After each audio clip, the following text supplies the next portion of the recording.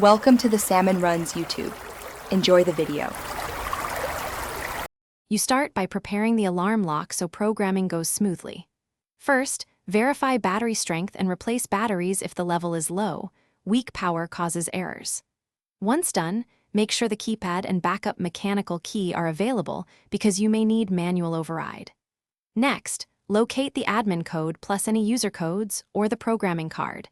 These are required to change settings. Make sure the door is open or unlocked during programming to avoid accidental lockouts, and keep a pen and paper for recording new codes. You now enter programming to configure the alarm lock. Use the master admin code or present the programming card to access the menu. This is how the lock accepts changes. Once inside, set the clock and choose lock mode, auto relock versus manual, because that controls behavior after each opening. Then assign user code slots and define access levels. Be deliberate with numbering to avoid overlaps.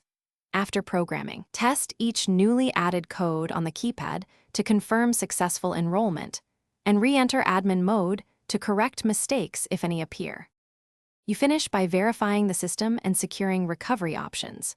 First, test every user code and confirm the door latch aligns cleanly. Misalignment can prevent reliable locking.